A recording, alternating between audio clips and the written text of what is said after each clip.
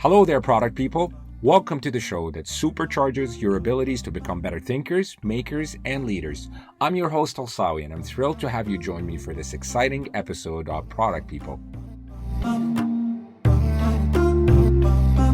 As product people, we often find ourselves making decisions, some of which end up being good while others turn out to be bad. To optimize our decision making, we use data, frameworks, and feedback loops. But we also face constant pressure from stakeholders and clients who prioritize the money-making machines that they serve. In this episode, we'll explore how Gen AI impacts product and content creators, the creative process, the need for human connection, and the potential risks and consequences of incorporating AI features into the products we build.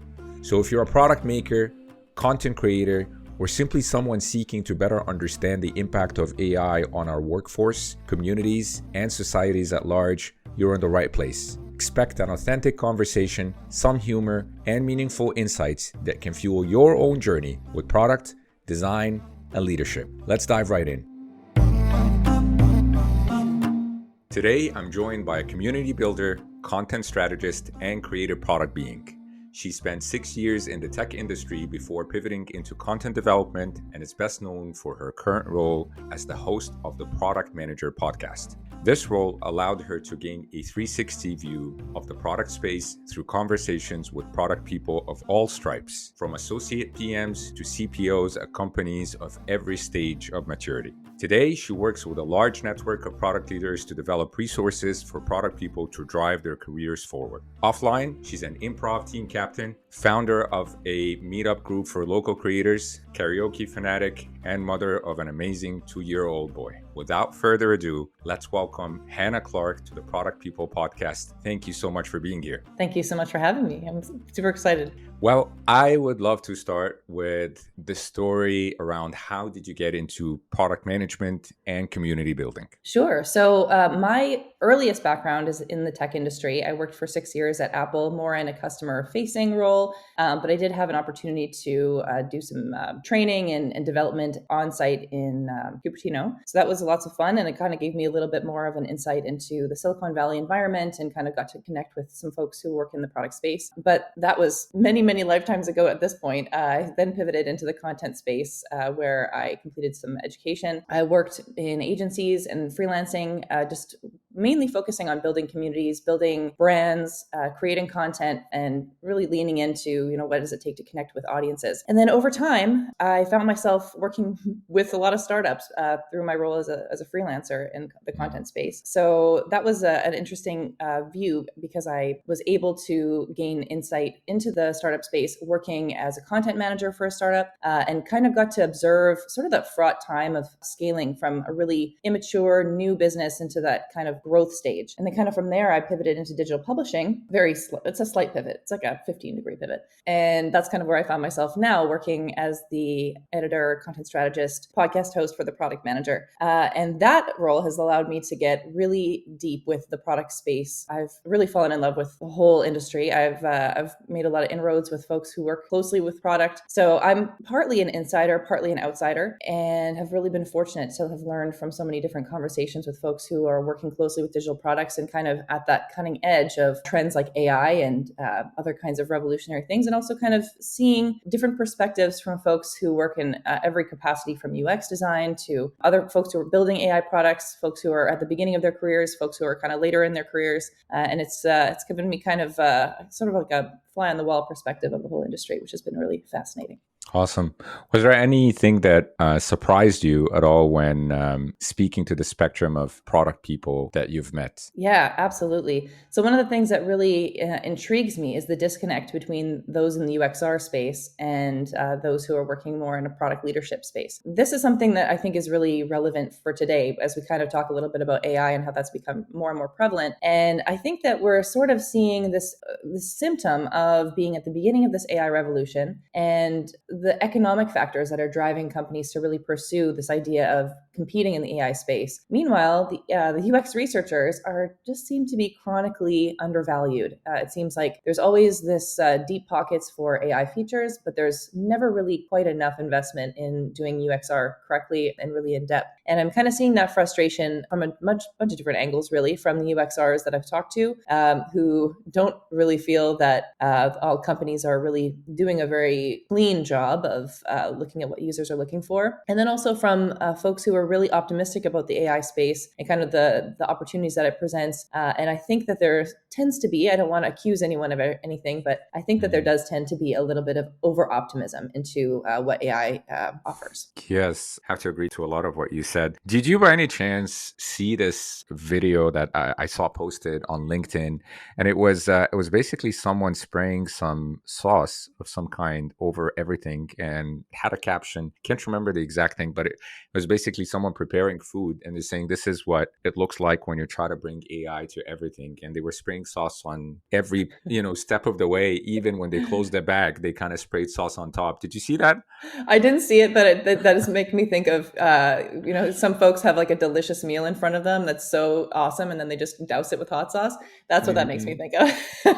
Is all of a sudden the delicious meal only tastes like hot sauce, and that's kind of how I see the AI features that are getting pumped out in every digital product right now. Yes, absolutely. I'll send you the video. Please do. I think you're gonna like it. Okay, so you mentioned product people. You spoke about user experience research, design research, the overlap. I think this divide that exists between product managers and UX is on a topic on its own. It's definitely prevalent. Lots of people do studies on this, and I think there is a huge misunderstanding of each other and some sort of an adversarial relationship rather than a collaborative one, which I think we can get into a little bit more.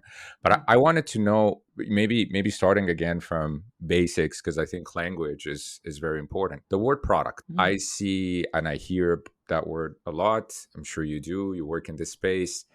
Complex, subjective, and personal. But what does product mean to you? Yeah, this is a really interesting question because I think product, I never really thought about it as being something so subjective, but I thought about this a little bit, and I see product as being a way that an organization communicates with their users or customers. So for me, I work in the content space. So my content, whether it's a podcast, articles that we produce, the community memberships that we have, those are all products.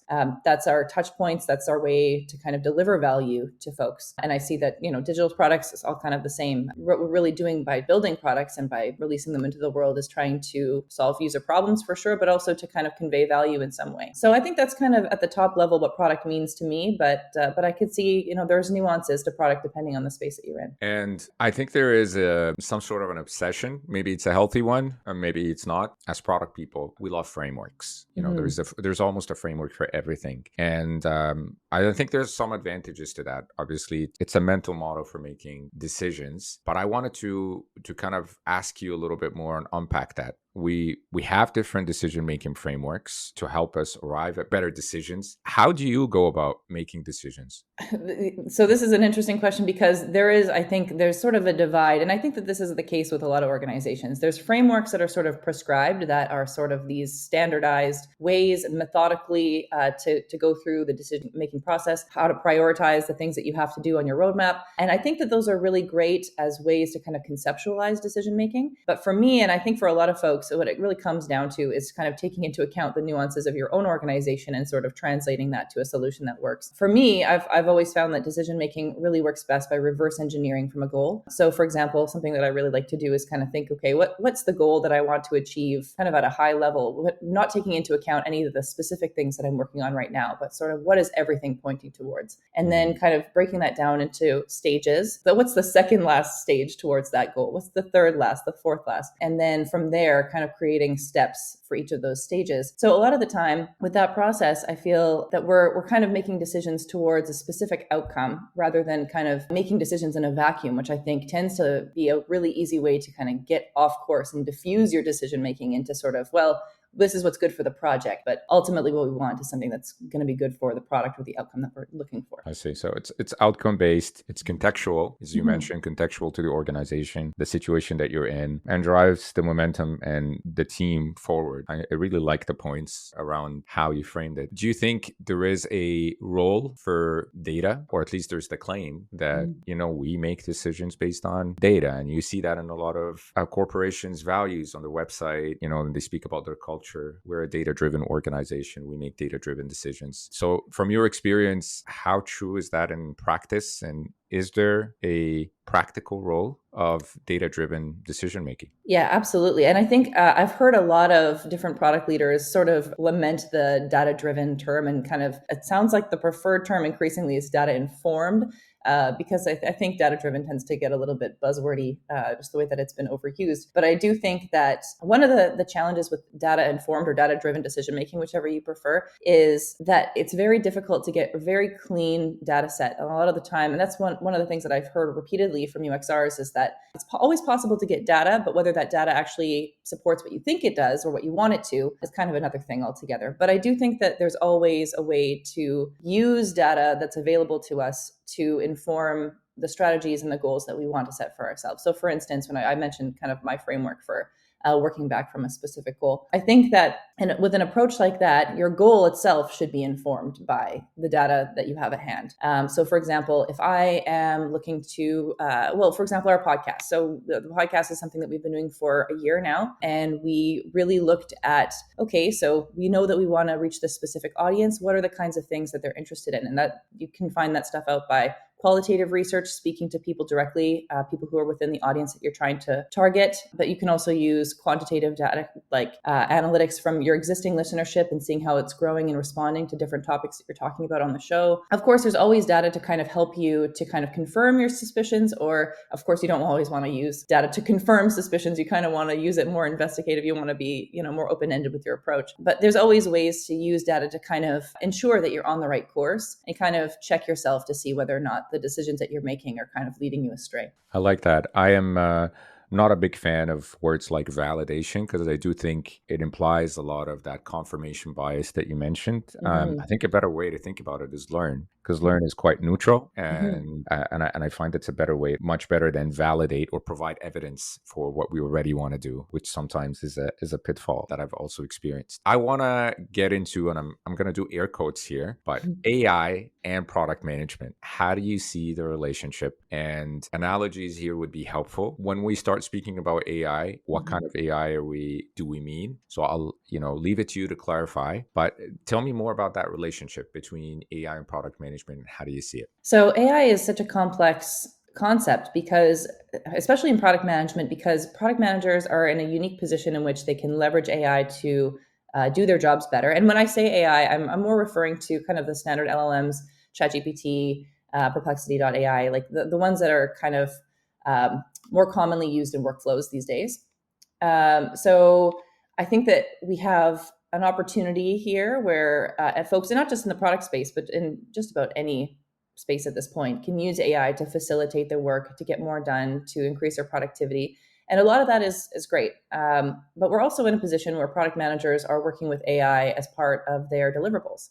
And this is kind of where I think it gets a little bit more complex, where there's a little bit more of an involvement from the economic landscape that influences the decisions at the leadership level to integrate AI into products. And then product managers are kind of put in this position where, best case scenario, there is a good case to support the need for an AI feature. And that's a good place to be in. If you have the UXR to support that, that the AI is actually the right technology to leverage in order to achieve the end that your users need. On the other hand, I think that we've seen a lot that there are AI features that are being rolled out into products that kind of elicit a what is going on response. Like some of the AI features that I've seen rolled out in products that I've used, I kind of think to myself, who is this for? And I think that product people who are in that position are kind of being set up as sort of, the analogy that comes to mind is kind of a scapegoat. And I think this happens in a lot of feature factory situations as well, where you're kind of being given the orders that, this is what leadership expects you to deliver. You might have limited influence over the trajectory of your roadmap in that way. And then, you launch the AI feature and the response from the user base isn't what you hoped or isn't what leadership had hoped. And then the product team is sort of on the hook for those results as well. So that's kind of the catch-22 that I see some teams kind of potentially being in. Like I said, every team is so nuanced. So sometimes it's that straightforward and sometimes it's not. But I think that it's kind of a tricky situation that we're in with the AI space right now, specifically because there is so much pressure to compete as an AI company, even if technically your product doesn't need to be. Do you think there is a right way to leverage AI in decision making for product managers? So is there a contextual and perhaps correct way to say, here's how I'm going to use AI to improve my day-to-day decision as a product manager? Yes, absolutely. And actually, we have an article on the Product Manager that's specifically ChatGPT prompts to help product managers in their day-to-day. So I can link that to you. But yes, I think that's one of the wonderful things about AI, the tools that we have available to us now, is that that's one of the things that they excel at, is parsing information, helping us to reorganize information, refining text, sorting data, helping with idea generation. There's so many different ways that we can use AI tools that are really helpful and that really can increase productivity and can allow us to do more with the hours that we have in a day. And then on the flip side, there's, we can get into, for me, as someone in the content space, Gen AI has really been a bit of a disruptor, not always in the best way. But for the product folks, I think that there's so many different ways that you can use it in order to just make your life a lot easier and just be a lot more productive overall. Well, we're going to take a short break. And when we're back, I'll be diving in further, delving, which is another word that you hear a lot from, and you get a lot when you use prompts in AI tools, ChatGPT in particular. I think a lot of time it's delving into something. Yeah. So, but I'll be in the ever-evolving world. Yes, absolutely. And the other one was being thrilled. Everybody is thrilled now, and so I'm trying to avoid being thrilled in my posts, at least as much as I can. So we're going to take a short break. When we're back, I'll talk to you about the SOS, or the shiny object syndrome, that we kind of touched on briefly, and we're going to go from there. So that sounds great. Hey there, my amazing product people. If you're trying to find your own story with product, design, and leadership, gain a new perspective on being human in a soulless corporate world, and possibly have a good laugh in the process, you can grab your very own copy of my latest book, Product People, A Journal of Laughter and Tears. It's available on Amazon in all formats right now. Happy reading.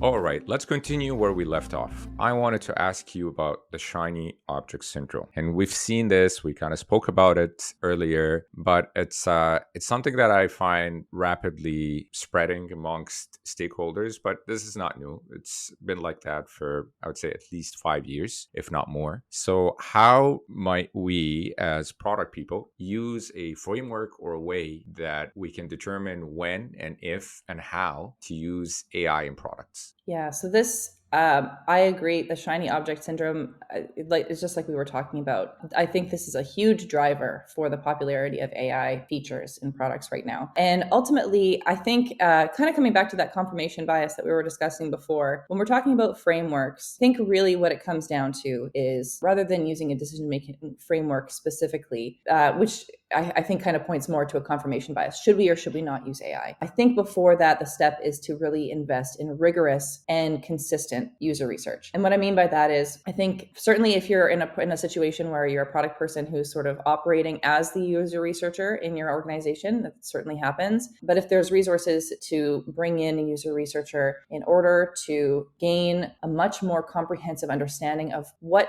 are the problems that you're trying to solve for a user, I think that what we really want to be doing is going into that mindset with what is the best way to solve that issue? AI could be one of them, but we don't really want to be using our confirmation bias to go in, well, how can AI solve this problem? Could AI solve this problem? Because there's a host of other considerations when we think about integrating AI into a product. There's the ownership of data. Most companies aren't building their own LLMs from scratch. They're leveraging existing technology and integrating them into products via API. So we're kind of in a situation in which if your product is dependent on another organization technology, there's a risk that's inherent to that, both with your user privacy, who owns the data, what happens if something goes wrong with the tool. There's so many areas in which the risk is maybe greater than we really account for, and we could get into that more if we want, but there are so many reasons not to use AI if it's not required. So with that in mind, I think that we really need to be looking at the decision-making framework as, is AI the best way to solve this user issue? And at that point, then we can make decision-making framework, we use decision-making frameworks in order to, just the way that we always would, and in order to build up the feature that's required. But ultimately, I think what comes down to is deciding, what is the best way, and considering that AI is only one of many, do we really need to go that path? And also to take into account when we're making decisions around that, are the risks really worth the reward? Is the juice worth the squeeze? Yeah, I think I have to agree with this. I've also seen this kind of obsession with the use case. We build something exciting, some new technology, and we try to find use cases for its application. And where it really misses the mark, like you said, is going back to the user problem, understanding what problem we're trying to solve. And then whatever technology we're going to use becomes the means rather than the goal. But I'd love to ask you about the worst example that you've seen and maybe the best example. And when I say worst and best, I mean, how relevant was the use of AI to solve a meaningful user or product problem? So I think the worst one that comes to mind for me is the Snapchat AI buddy. Why do you need that?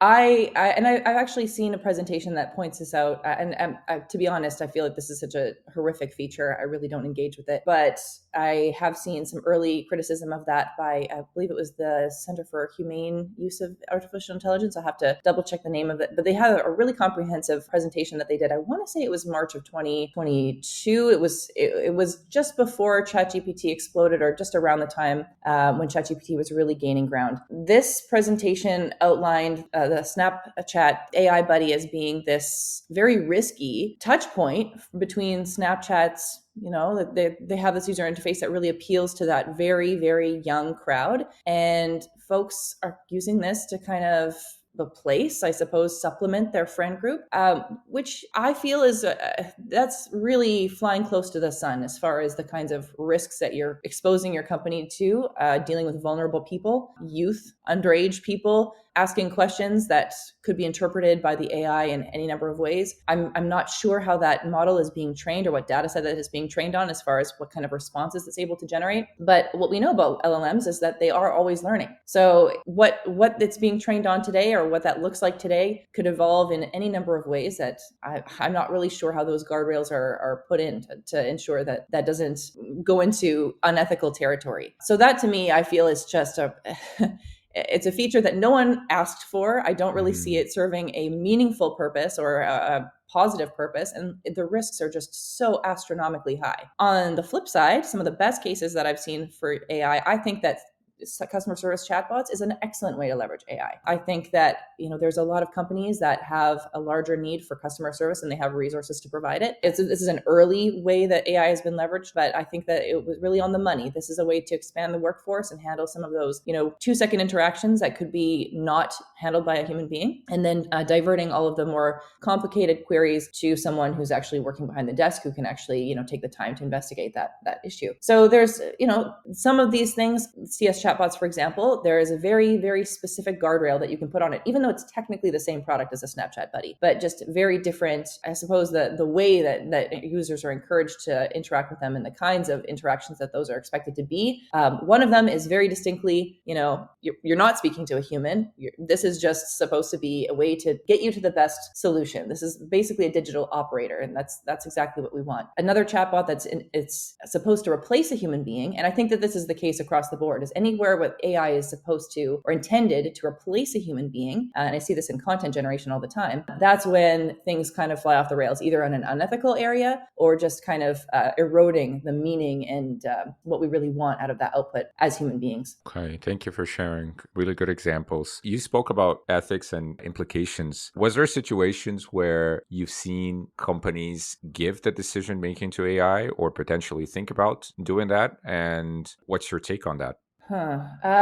I don't have any specific examples of using AI to make specific decisions that I really wouldn't recommend it. I think there are definitely some tasks that are really best left to a person that has a nuanced understanding of a situation rather than a machine that's using. That's one of the things that we have to always be mindful of when we're using AI, is that the AI is really should be treated as an employee and we're the manager. We should always have the expertise to oversee the output and to ensure that the output is sound using our own judgment. But one of the areas I think AI is maybe unintentionally making decisions, and I see this often, is there's a lot of Gen AI content that exists on the web now. And I think that at the leadership level, it makes a lot of sense to leverage AI to, for example, support content marketing or product marketing or those kinds of strategies in which we're trying to create as much output as possible at as low of a price as possible in order to just create content in mass. And I see a lot of organizations leveraging this tactic. It makes a lot of sense from a business perspective. You can make a lot of stuff, and you can really help to drive your SEO strategy if you're in the SEO game, and create a lot of stuff to help you build your authority and get traffic to your website and win those eyeballs. Is always the case when dealing with marketing. On the flip side, what we see when you're really working closely with that space and you're reading, it's kind of like you said, the buzzwords that you always see in ChatGPT, and I think that people catch on to it very quickly. Those like, the ever evolving space, or thrilled to, or those kinds of little tells that something is Gen AI. And my prediction is that over time, not only will search algorithms be able to catch Gen AI content very quickly, I believe they'll be penalized because they'll be seen as low value, because they are. They were generated quickly in order to attain a short-term win. But then in the long term, when your strategy is littered with Gen AI content, the touch points that you're using to interact with customers is mainly generated by AI. It really lacks that organic depth and warmth that people need in order to connect with a product or service and a brand. And so you kind of dilute your ability to feel genuine with customers when you've got so much stuff that just clearly wasn't written by a human being. And then that you end up shooting yourself in the foot. And I see where this is headed is a lot of companies are going to invest heavily in really going all in on using Gen AI in order to kind of win in the short term with their content marketing or with their marketing strategies in order to get the right people to their product. And then over time, what we're going to see is all of that content is going to gradually be eroded by the way that it'll be penalized by algorithms. And then that will become an entire cleanup operation for all the companies that have gone in on it. So we have a sort of a decision to make ourselves, that do we want to really trust that AI is going to be the future the utopian future that we think, or do we want to be measured with our approach and kind of, push back a little bit and say, we could, just because we could invest wholly on an AI gen strategy, maybe we should dial back a little bit and use Gen AI for the frontline tasks that we don't need people to see. The user-facing stuff, I think, really should be, if we want things to connect with users, it has to feel like it's coming from a person. Yeah, 100%. I personally find that the example that you gave about using Gen AI in thought leadership is a very obvious one for me. And one of the things that when I read some of that content, it does feel very soulless. It doesn't have a personality. It kind of goes against this person's perhaps personal brand. And on top of it, it's sometimes a contradiction. If you know the person and you speak to them in real life and you see some of the content they're coming up with, you're thinking that's not you. That's not how you speak as a leader within an organization. And when that authenticity is lost, I think trust also erodes very quickly, because I don't know if I'm looking at really what you're saying or is it someone else. You had something to say about that. Oh, that's so true. I couldn't agree more that this is something that I think we'll see increasingly as folks lean on AI, especially if you're in a situation where you independently are trying to become influential in a certain space. There's only so many hours in the day, and it's really tempting to lean on AI in order to publish as many posts as your competitors are, or create as many videos, or whatever, like all of the different ways that we use AI to generate what is supposed to be touch points for folks to feel connected to you as a brand. But yeah, this is there's a lot of ethical implications around, how much do you want to, first of all, dilute your own personal brand by basically publishing things that are just an amalgamation of all the things that other people have said before. You're really not publishing anything new by using Gen AI. You're not publishing anything thought-provoking. But it also speaks to the erosion of our trust as a culture. When we think about what happened with social media, and now, Facebook is under a bunch of different regulations from different countries about what kinds of content can be published there and spreading news. Back in the day when Facebook was released as a social media platform, we didn't think about it as this propaganda machine in the making. We thought about it as, it's a fun place to post all of your photos from a night out and connect with friends and family that you don't see all the time. And, we thought about it as the use case that was right in front of us, but we didn't really, have that forethought to see what are the ethical implications when you kind of see this to its logical conclusion. And we're at a really interesting point right now with AI where we have this ability to learn from that past and kind of examine, is it in our best interest to kind of lean on AI as an outlet for fake art or fake content or stuff that's replacing humanity and humanity's best gifts, and kind of creating this sort of almost like a slum of just content that connects with no one, that serves a very thin purpose, and also kind of degrades our ability to trust each other as thought leaders. Like there's a lot of distrust around news outlets because of the influence of social media and propaganda and the ways that it's difficult to filter for bias when it comes to news media. And now we're kind of doing the same things to ourselves with regards to art and thought leadership. And, I think that in some cases, the people that we interact with online are some of the sources that we do trust now when we don't really trust the news media and the popular streams.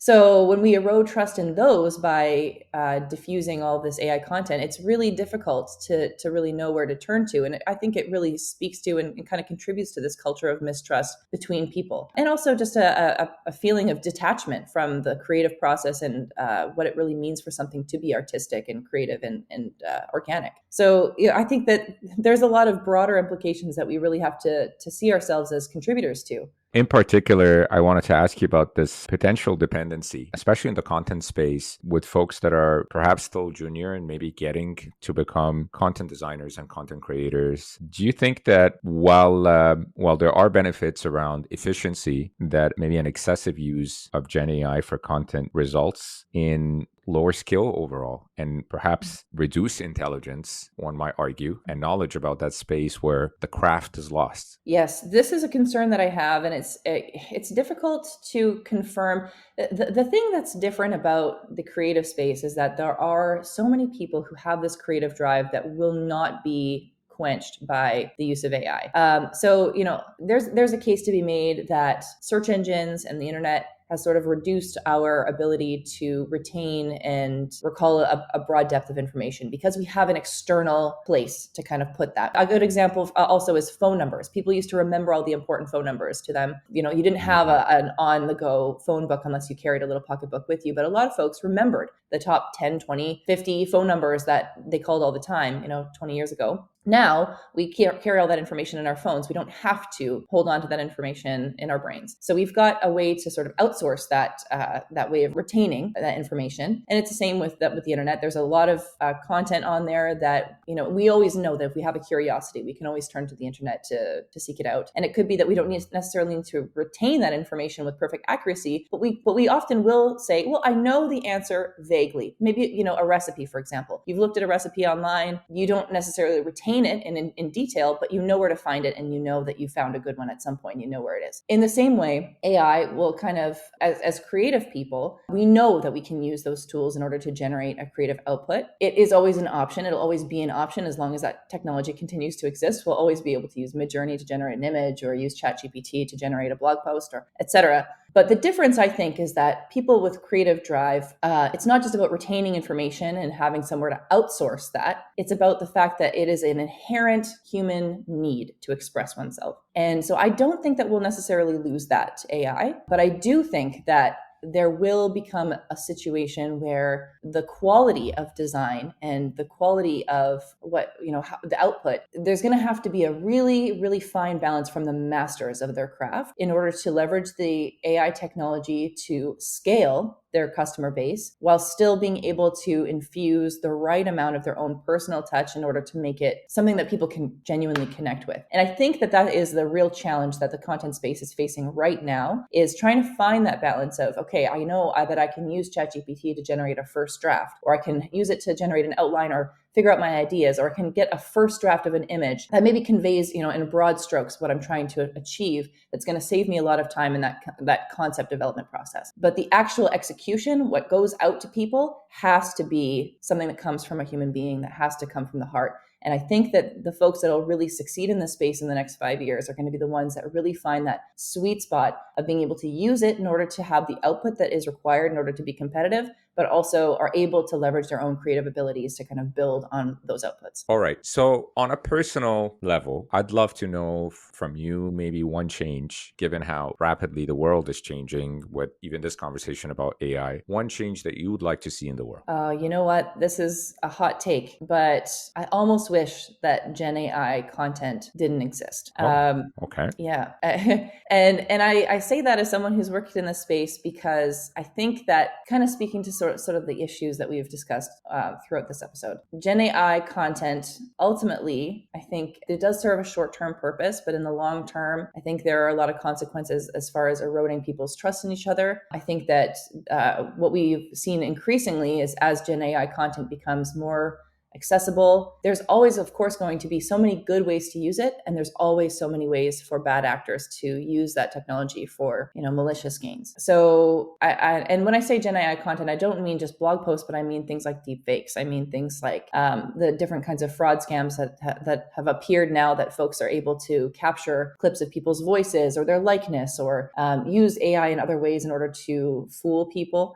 And also just the way that, kind of like we mentioned before, the way that it can erode trust as far as what people are outputting, or saving time by generating a thought or something to share with AI. But as people catch on, then it erodes their trust in each other. So I feel that we're kind of at a sort of a turning point, for sure for me as a content creator, and just seeing how content is so vital to all spaces, not just the product space, but it's a means of communication ultimately, and every company needs to use it in some way. So to see that it's such an irresistible business case for folks who are trying to save money on those kinds of communication touch points, but then the broader implications that it has to lean on those strategies and lean on those tactics, I'm not sure that it's really a good thing for the world. So I don't know if that's necessarily a change that I want to see, but it's certainly the change that I would like to see, is to see that folks make the right decisions with using this technology. Thank you for sharing. I definitely see even the bigger impact on societies and communities, and how you mentioned some of the cases on the misuse. So I think this is very relevant. Speaking of challenging times, and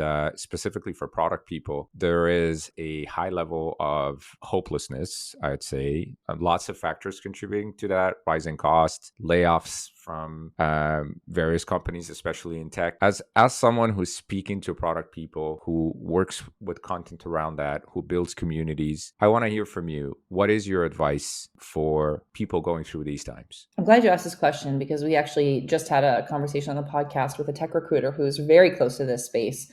And I have to kind of echo some of the advice that she gave, because I think that it really is true. And I've seen it to be true throughout my career, is, it's such a trope, the idea that your network is your net worth. But now more than ever, networking is so critical. And I think that you don't necessarily need to wait, or definitely shouldn't wait, for a layoff to happen to you, or for you to be in a situation in which you are really down and out.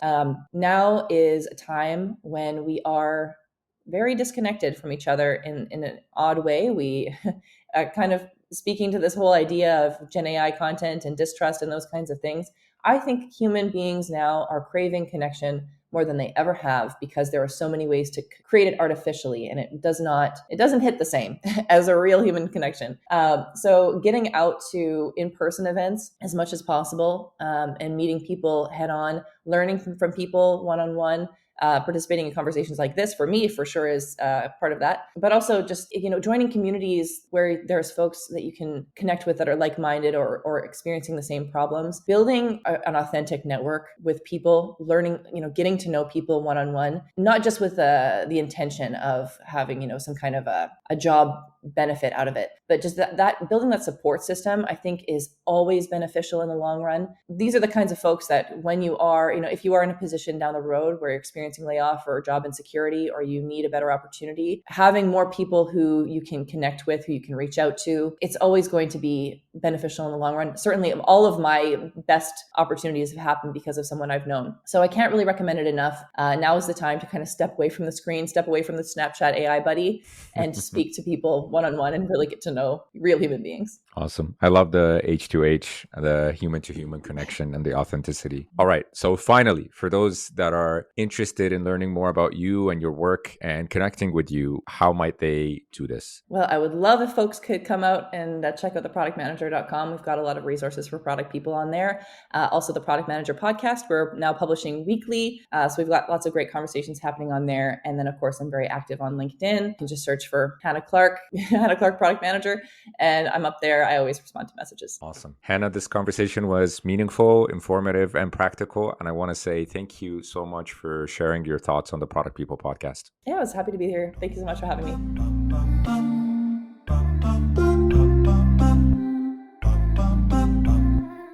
I'm grateful to Hannah Clark for sharing her wholesome insights on the topic of data-driven dilemmas when AI isn't the answer. We spoke about data-informed decision-making, the impact of Gen AI on building products and creating content, and how might product people successfully navigate the pressures to chase shiny objects and generate profit. I found the insights to be practical, meaningful, and inspiring, and I hope you did too.